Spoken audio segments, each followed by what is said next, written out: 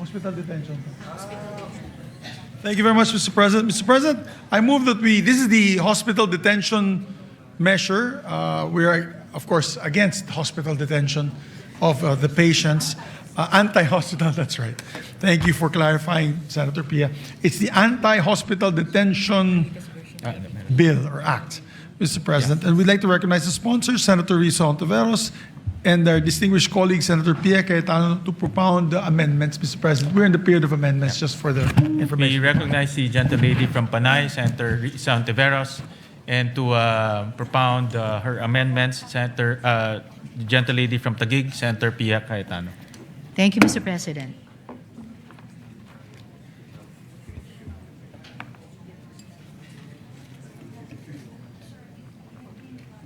Thank you, Mr. President. For the information of the body and to remind the sponsor, when we were in the period of interpellation, this representation agreed that we close the period of interpellation on the condition that we would be able to propound questions during the period of amendment to help us formulate the proper amendments and to also enlighten the body on the issues, because for the record, this bill amends the law that this representation sponsored 15 years ago. So I also congratulated the sponsor during my first amendment that the first time I made amendments, that it is high time that we review this. So I'm supportive of this, but I just need to be able to propound these clarificatory questions, because I hope the body will engage with us, because I think it requires a whole of body approach in solving this issue. Because the next issue I'm going to take up might have a very big impact on the financial constraints of government. So if with her Honor's permission, can I proceed? Yes, Mr. President. So we will start now on Section 2, which is... Just to put everyone on the same page, we provided a clean copy to the body dated May 19.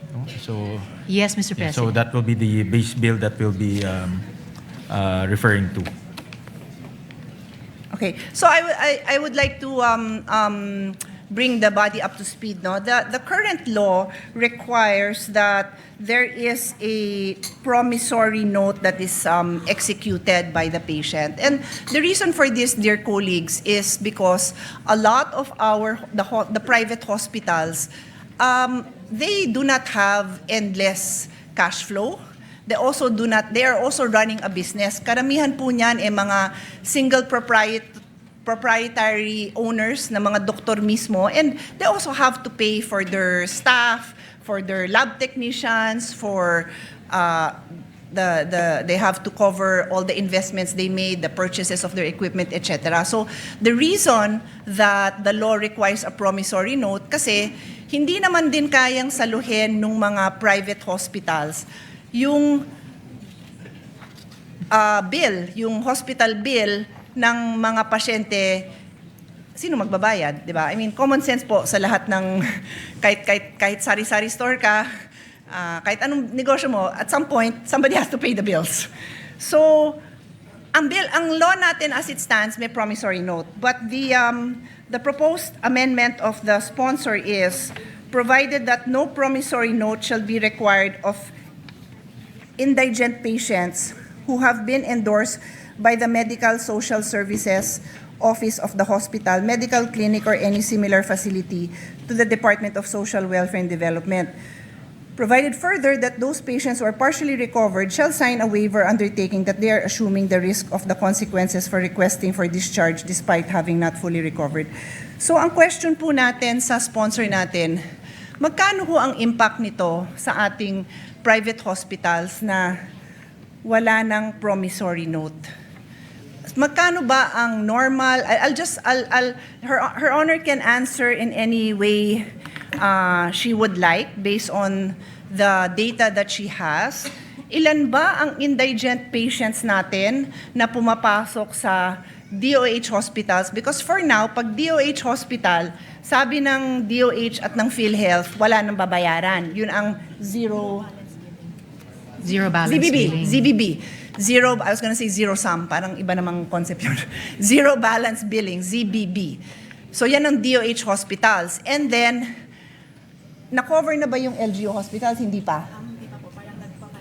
Okay. So yung question natin, when this was first brought up, I think we were deliberating the budget. Alam ni Senate President yan kasi siya yung chairman ng ating Committee on Finance. Yung question is, paano naman yung mga LGU hospitals? Kasi if you are a patient, you do not even distinguish between a DOH hospital and an LGU hospital. Basta you will go to a hospital that is near you and that can take care of you. So hirap na hirap yung mga mayor na masabi sa pasyente na, ay hindi ka namin covered kasi hindi kami DOH, LGU, yung pasyente, ha? Ha? They do not understand that distinction because in their mind, this is a public hospital. Sabi, ZBB. So later on, nag-clarify ang DOH na DOH hospitals lang. And then now, my understanding is they are piloting some LGU hospitals. I might have some numbers. I will also be happy to share what I have, but I believe it is incumbent upon the sponsor who is now proposing na wala ng promissory note kasi sino ang sasagot nito? Ang concern ko is we are partners, public and private institutions are partners in delivering health service in this country. So we do not want to see these private hospitals shut down because wala na hong magbabayad ng kanilang mga bills. I don't know if there are arrangements that have been made already prior to the passage of this bill to ensure that these private hospitals will be paid. Because even the LGU hospitals, nandun pa lang tayo sa dry run, or ang tawag doon? Pilot testing. So I give the floor to Her Honor to enlighten us because I would love to be able to support the needs of the indigent patients. But I also don't want the private hospitals to close. Thank you, Mr. President. Of course, I also share that particular concern of the gentle lady from Taguig and Pateros. As to her first question, kung magkano lahat-lahat ang magiging financial implications sa mga ospital kung maipasa natin itong batas na ito. Unfortunately, there's no concrete data of the universe of that amount, but at the very least, pwede nating sabihin na variable yung fees, no? The fees range from as low as 50,000 pesos to 1 million pesos per patient. Depende sa kaso.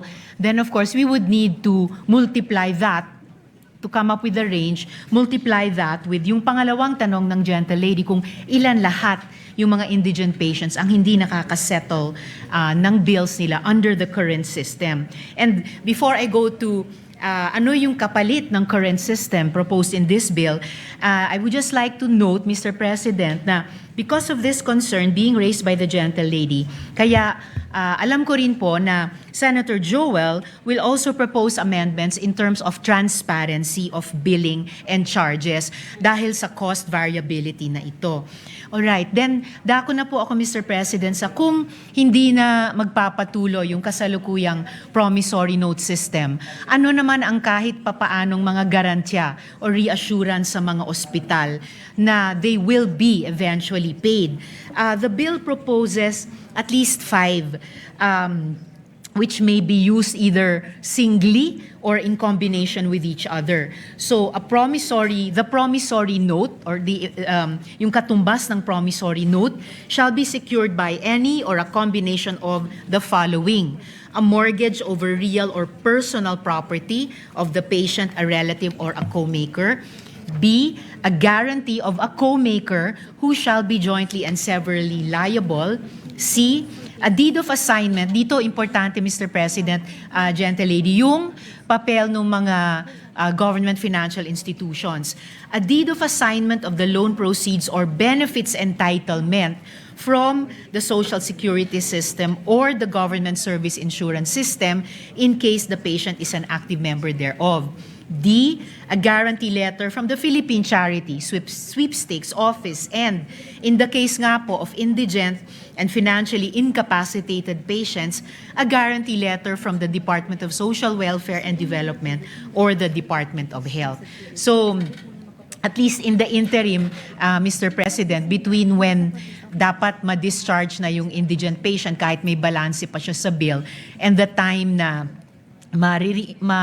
mako-compensate nga yung ospital, ito po yung nakitang mga kapalit na mala promissory note o garansya para sa kanila, Mr. President. Mr. President, perhaps the sponsor can enlighten me because, with all due respect, yung binasa niyo po is Section 2, which states the promissory note shall be secured by any or a combination of the following. Yun ang binasa niyo. So this is, the promissory note will be secured by these items, yung inisa-isa niyo. What you told me is ito yung mga kapalit ng promissory note. Hindi ho yan ang nakasulat sa bill ninyo, Mr. President.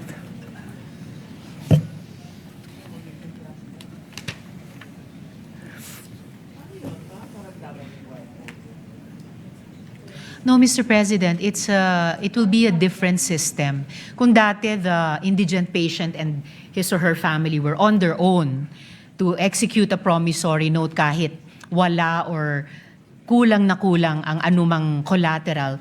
Here, there is a promissory note in their name but backed up not by them all by their lonesome, pero itong mga social protection and government financial institutions natin.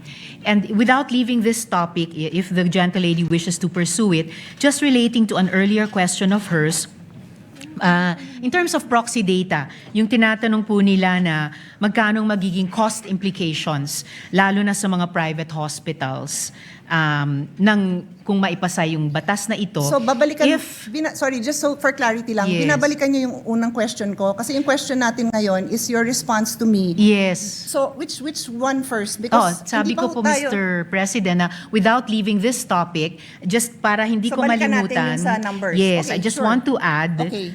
yung sagot ko kanina dun sa isa sa mga naunang tanong ng gentlelady na to use proxy data, if private hospitals are claiming 7 to 10 billion pesos from PhilHealth, then at least for purposes of discussion, we could assume around that amount yung implication sa kanila kapag maipasa itong batas. So that 7B to 10B worth of payments due sa kanila ay ipasasalo natin sa ganitong bagong sistema.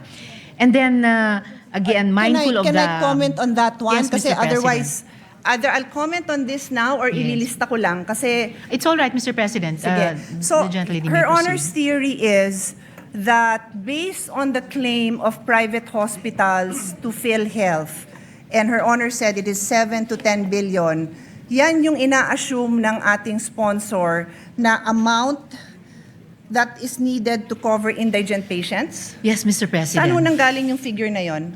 From PhilHealth, Mr. President, with this What is aggregated... what is the exact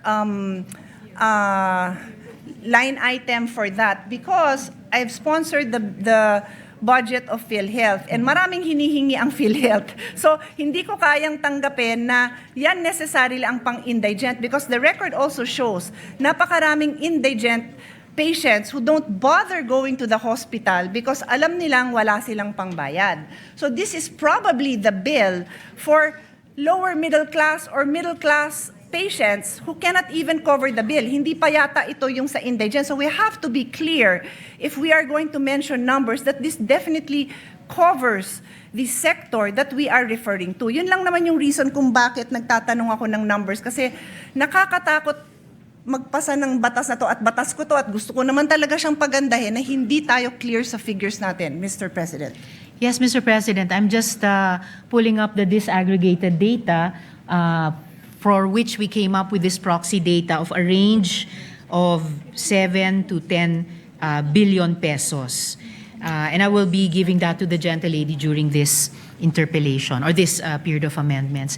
Additionally, Mr. President, before returning to the latest concern of the gentle lady, mindful of the apprehensions and reservations raised by the good senator from Taguig and Pateros regarding the possible cost implications to government, the sponsor wishes to place on record that the provision is anchored on the availability of medical assistance programs of various government agencies as provided under this bill na binanggit ko nga, Mr. President, as well as, of course, the continued implementation of the government's zero balance and no balance billing policies. And in line with this, the sponsor is likewise inclined to accept the proposed amendment of the good senator from Taguig when she proposes it, requiring the Department of Health to establish the criteria for indigency and the requirements necessary to qualify for the said exemption at a later time, Mr. President.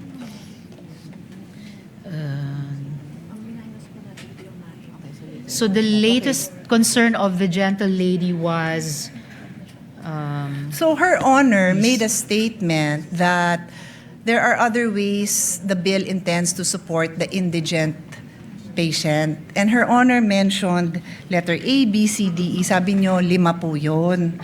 Ang sinasabi ko po sa inyo, kindly educate me because yung sinabi nyo, wala yan sa bill. Ang naka-enumerate dyan na 5 items are,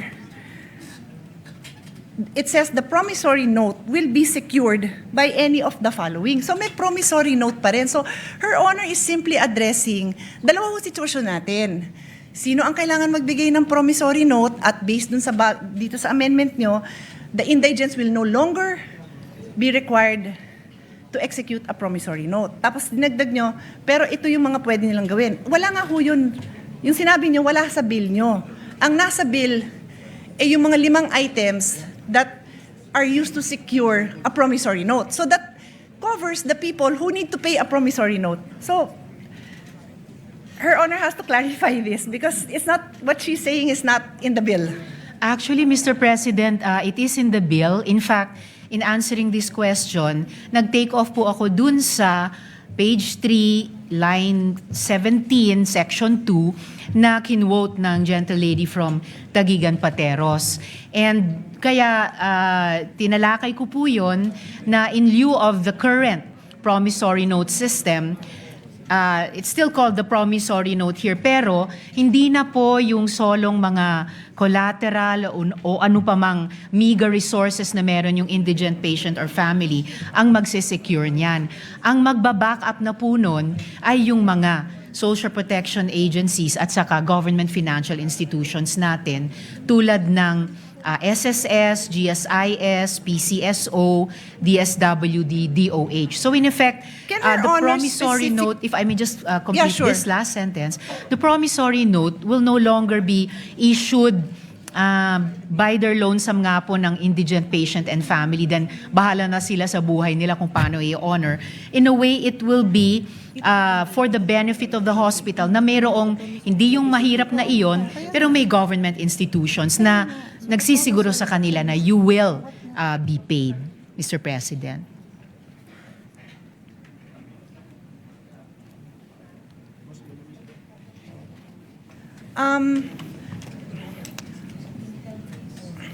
Should we suspend? Because what Her Honor is saying is not written in the bill. So I don't know if We Her may Honor suspend, would Mr. President, like but- me to approach and try to explain. Because I understand what Her Honor is trying to say. What I'm saying is it's not written in the bill. Mr. You President, can we ask may your suspend. staff because it's not written in the bill. We may suspend, Mr. President, but it is actually written in the bill, and I was Kindly read quoting it. the gentle lady Kindly read it when I into the responded to her record. question. Then read it into the record because yung binanggit niyong 5 items, nandyan nakasulat yan. But line 27, section 2, line 27 says, the promissory note shall be secured by any or a combination of the following. Yun nga hong binanggit nyo, nandyan yan. But it says a promissory note will be secured. My question was, paano mabubuhay ang mga ospital kung wala ng promissory note? Hindi nyo pwedeng ibato ito kasi ito sabi, the promissory note will be secured by the following. Perhaps Her Honor would like to make an amendment that says that in lieu of the promissory note? Kasi yun ho ang sinasabi ninyo. Ang sinasabi ko, hindi nga ho nakasulat. So would you like to propose? Because we are happy to study and support. But hindi nga ho nakasulat yun. Yun lang naman ang puntos ko. Hindi pwede kasi yung intention natin hindi klaro sa batas. Well, that's why I'm glad, Mr. President, that we are in the period of amendments because this representation is very open to proposed amendments, including subject to style, to not just improve the content of the bill, pero klaruhin ng crystal clear kung ano po yung intent niya. So no problem with that, Mr. President. Yes, and that is what I'm doing by using the period of amendment to make the interpellations. I am making it known to the sponsor that what she is saying is not in the bill. So I believe if yun po ang intention ng sponsor, then kayo po ang isulat niyo po yun kasi kayo ang nagsabing yun yung gusto niyong gawin eh. Di kayo po ang magsulat nun and we will be happy to review it kasi hindi ko po amendment yun. Ako yung nagtatanong kung ano ang gagawin ng ospital kung wala siyang promissory note. So sabi niyo ito. So tinatanong ko saan nakasulat yun. No And then- problem, Mr. President. We can improve this in this very period of amendments. Thank you. Tapos balikan ho natin yung expenses, no? I can suspend and Her Honor can look at her numbers because I will also be presenting numbers. Her Honor also mentioned 50K to 1 million per patient. So does Her Honor intend to, kasi yun yung unang binanggit nyo, so does Her Honor intend to come up with a number based on those, that range of expense that Her Honor mentioned? Kasi kailangan nga natin ng number because we have to find out where will we get this amount to support naman these private hospitals. Otherwise, this is a disaster because ang mangyayari, pipila lang sila sa Malacanang, magmamakaawa sila na wag ipasa to. Sayang naman yung effort natin dahil we all have the same intention. Pagandahin yung health system natin. Wag ma-detain ang mga tao, masuportahan ng mga indigents, but we have to know our numbers before we make this kind of amendments. And one more on that section, so maybe we can take a break so we can work on this section. Before we go on to the one more point of the gentle lady, Mr. President, definitely this is not going to turn out to be a disaster. The whole point of the bill, as the gentle lady herself has said, is to amend and update the original law. And that is why we are in the period of amendment to further improve it, Mr. President. The only reason I use the word disaster, Mr. President, because time and again, the small private hospitals have practically kneeled down in front of us, begging us for support. So pag pinasa natin to, hindi natin kinonsider yung burden sa kanila, then disaster yun para sa kanila. At kung disaster yun para sa kanila, disaster yun sa healthcare system natin because we are partners. Yun lang naman lang sa akin. We are partners, public and private. May mga lugar, and again, the Senate President is listening intently. Thank you because alam nyo din to. There are areas where there are no public hospitals. So, private hospital yung inaasahan mo doon.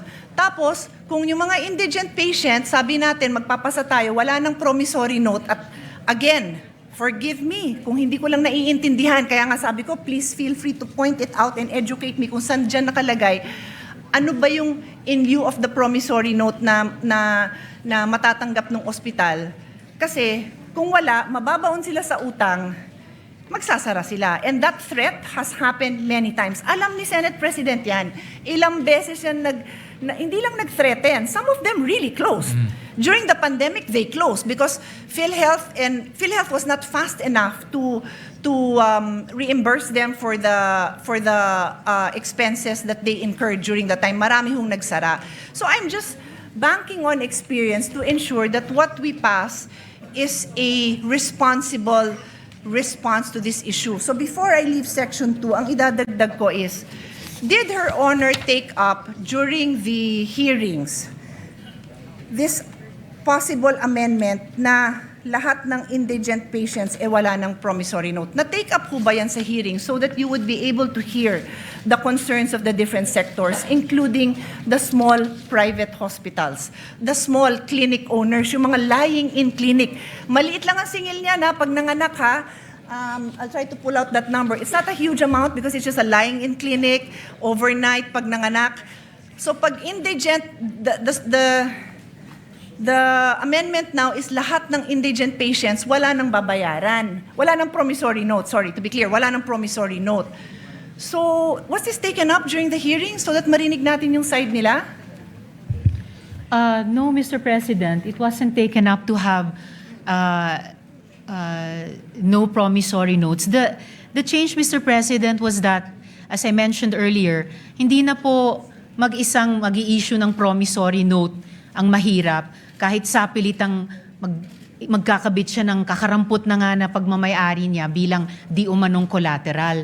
Ang magbaback up na po ng promissory note, which is now more a document for the benefit of the hospital, ay ito nga pong mga social protection at saka government financial institutions na binanggit ko po kanina. So, ang ibig niyo, Mr. so two President. things I want to establish. Number one, hindi nyo nga na-take up yan, pero ang impact nito napakalaki sa private hospitals.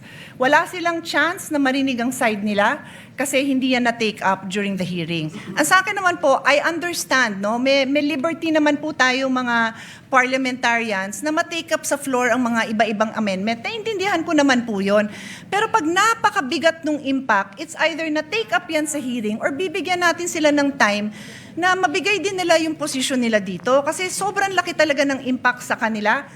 Please give me the number of private hospitals. 864 private hospitals. There are 864 private hospitals spread out all over the country. And like I said, there are certain areas where there are no public hospitals. So ang tatakbuhan lang ng tao, private hospitals. So kung hindi sila narinig sa hearing, sana man lang marinig din natin yung posisyon nila on this issue. And before, as I said, I leave Section 2. Your Honor If keeps... the gentlelady would allow, Of before we course. move to another No, I'm not leaving yet. point. I have another point on Section 2. If I may just respond to this latest point.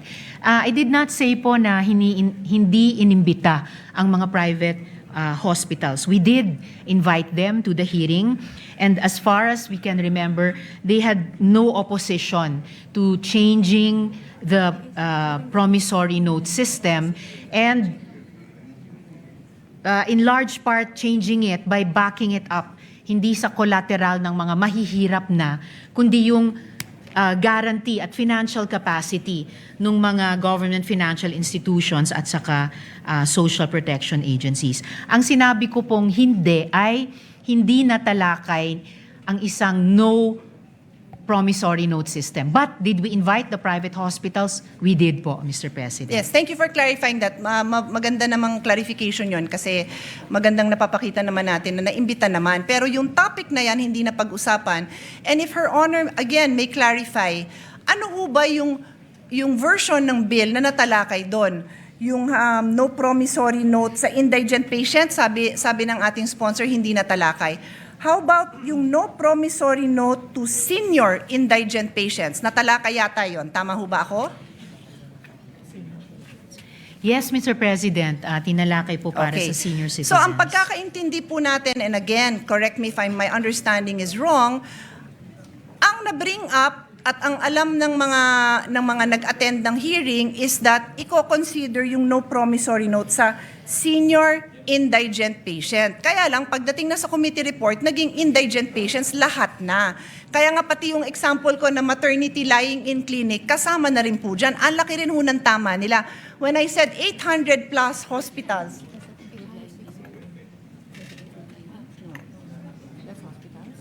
yung sinabi kong 864 na establishments, mga hospital po yun. Hindi pa kasama dyan yung lying in. Baka mas marami pa.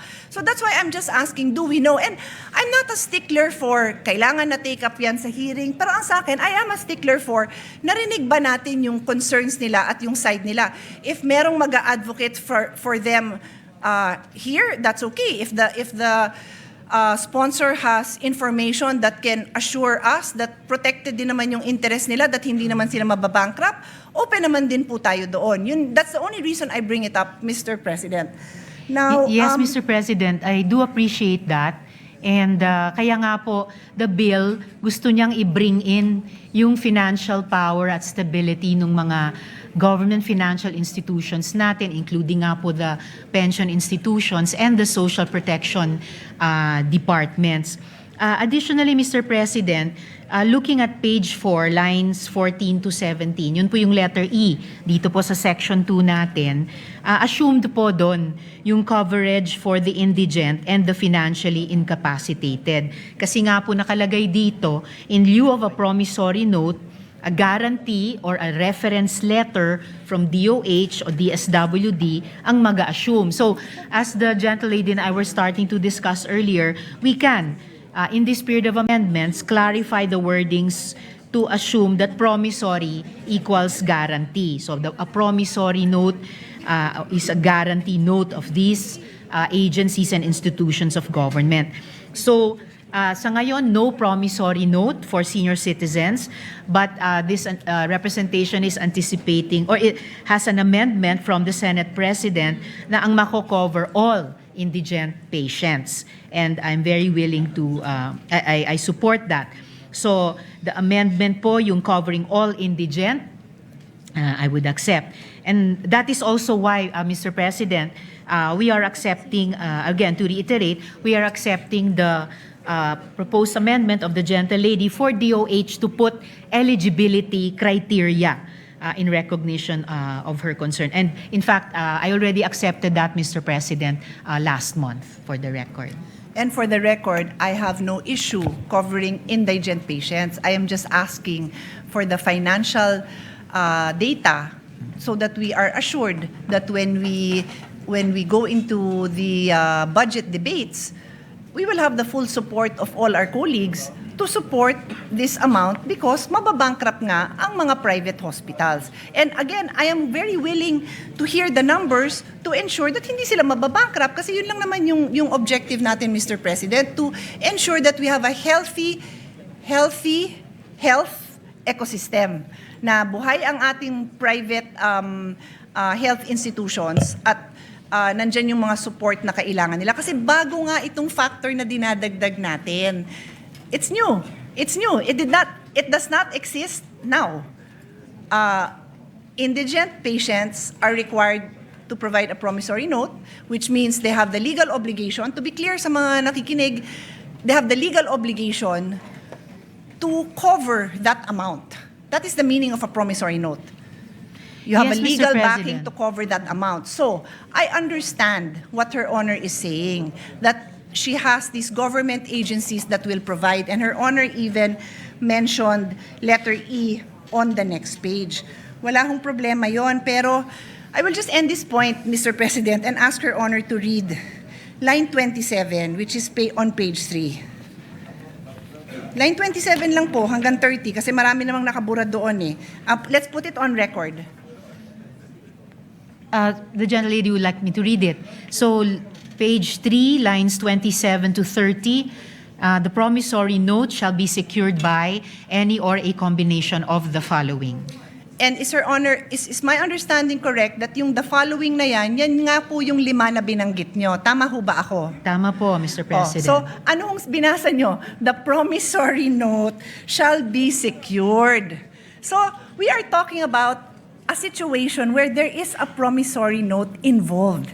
And what I have been trying to say, Your Honor, is for the indigent patient, it is your amendment that says that line 17, would Her Honor like to read? I can read it, she can read it, but that is your amendment, Your Honor.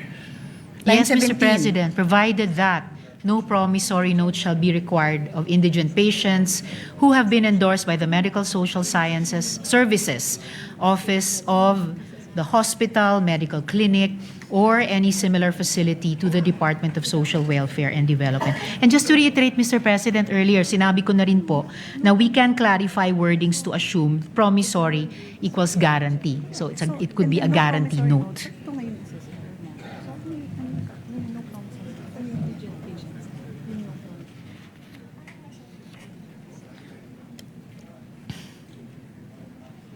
Saka wala rin naman pong changes sa Yes. Mr. President, assuming no sa budget allocation dahil nasa loob naman ng DOH at DSWD budgets yung MAIFIP at AIX respectively nila. Yun po yung intent din sa bill na to. Mr. President, Your Honor just read line 17, no promissory note shall be required of indigent patients. So paano sila mag-a-avail nung nasa line 27 nga na pinasa nyo? Yun nga yung provision that requires a promissory note. It simply elaborates what can be, what security is allowed. Yun lang yung pinopoint out natin. Kasi Her Honor keeps on pointing to the alternatives to a promissory note. Wala nga hong nakasulat sa batas nyo na ganon because Section 27, which you just read, Her Honor just read into the record, refers to the security of a promissory note. That's So why, you Mr. might require President, another provision, Your Honor. I am just trying to put into words your intentions kasi kayo ho ang may intention na ito eh. although Mr. President, as I already mentioned earlier, yung in terms of yung wording, yung language ng bill, pwede na nga pong palitan yung promissory note with guarantee note just to indicate nga na hindi na po ito yung kasalukuyan, hindi nga dating kasalukuyang sistema na sapilitang pinapapirma yung mahirap na pasyente o pamilya niya ng promissory note. Kahit halos wala siyang maidikit na collateral dyan. So if it makes it clearer, change promissory note to guarantee note. And of course, kung saan sa bill nag-a-appear yung salitang promissory, papalitan din ng salitang guarantee note. Ang importanteng pagbabago, Mr. President, ay pinapasok na po natin yung financial backing nitong mga pension systems at nitong mga government agencies, nitong mga government financial institutions, na ito yung magsaspare dun sa mahirap na pasyente at pamilya niya na sapilitang magpirma ng promissory note. Ito rin yung assurance sa ospital, pati yung mga private hospitals na definitely mababayaran sila. Kung tama po yung estimation po namin na 7 to 10 billion pesos ang financial implication, particularly sa mga private hospitals. Certainly, pag sinuma natin yung financial might nitong nakalista sa 5 letters dito, kakayanin po nilang garantiyahan yan. And yan ang assurance na mababayaran ang mga ospital sa mga serbisyong ibinibigay nila sa mga indigents, Mr. President. With the kind permission of Senator Pia, the way I understand it, dalawa po yung categories, may indigent and non-indigent. Ang indigent, hindi na po pwede mag-issue ng promissory note. Dito papasok si DSWD para to assure the payment to the hospitals. For non-indigent, pwede pa rin mag-issue ng promissory note backed by the 5 different guarantees. So, in Maaari other po, words, Mr. That is President. I think correct. that's the way That it's is structured. correct. But that is correct. Yeah. So I think ang suggestion ko ho is to make it very clear that for indigent, it's the government that will assure the payment to the hospital so that yung Yes. operations nila, I see the point of Senator Pia, hindi ma-hamper yung operations nila. I think that should be stated clear in the bill. Para kung ako man si hospital, walang promissory note, si government na will step in and pay for my arrears. Yes, Mr. President, and will do to make it clearer. Pero salamat din sa pagbanggit kahit yung mga non-indigent, halimbawa yung mga middle class. Minsan, kahit middle class po ay maaring kapusin. So, this could be like a range of financial buffer para sa mga pasyente. Yung mga indigent talaga, at least masasandigan nila itong mga institusyon, and yung non-indigent, if necessary at kung magkakwalipika sa mga criteria, maaring mag-avail of din kahit partially. Pero syempre, alam naman po natin ang pinakamadalas na de-detain dahil may bill or may balanse pa sa bill ay yung mga mahihirap. So sila po yung aasahan sana natin dito sa 5 nakalista. Yeah, well, I suggest President. for the indigent, good sponsor, malista natin yung DSWD, DOH, PhilHealth, even PCSO, yung mga government institutions who provide assistance so that kung ako yung hospital, alam ko, assured din ako na mababayaran din ako. Yun ang, I think Senator Pia is correct in saying pag maliit ka, wala ka ng, you rely on your cash flow eh. Pag mawawala yung cash flow na yon, mahirapan sila to continue with their operation. And we'll provide some suggestions to that effect. Salamat, Mr. President. So ngayon pa lang, I could see two possible conditions na isasama natin or criteria. Kapag indigent patients, no promissory note. And for other patients, maaring may promissory note pero backed up pa rin by the 5 securities bilang guarantee sa ospital. And I thank the good Senate President for those for that additional guidance. Mr. President, we could suspend for the moment so that we can fix the provision with the staffs, both of the good gentlewoman and the Senate President. Yeah. So with that, Yes, yeah. but what thank you for that. Thank you for the clarification, Mr. Senate President, because that's exactly what I was trying to say. All right. I was just pointing that out, that it is not clear where that money will come from. And what we have not established is what is that amount. Because I am prepared later on when we resume to show that the amount I have is much more than, I think her honor said 7 to 10 billion, if I'm not 5 mistaken. to 7 billion pesos. 5 to 7. The Mr. numbers I President. have are much bigger. I just want to study it a little bit more because it's not my goal to prolong this. I also want to Tama, pass 7 this. to 10, Pero sorry. I want to be responsible about this. Otherwise, I will have to make a reservation in the passage of this measure because when the budget time comes, or even before that comes, mark my word, pipila ang ating mga private hospitals to object to the passing of this. And we don't want that. No, we want them to know that it's a Senate that listens to the people and passes responsible bills. Thank you, Mr. President, for your clarification. Session Just correct my last note, Mr. President. 7 nga po, 7 to 10 billion pesos. My numbers are Thank you, much Mr. higher, President. Mr. President. Session suspended. Thank you, Mr. President. Mr. President, to allow our sponsor, together with Senator Pia Cayetano, to discuss further the amendments with the staff on the staff level, I move to suspend first consideration. Senate Bill number 1511. I so move. Is there any objection? Hearing none, the motion is approved.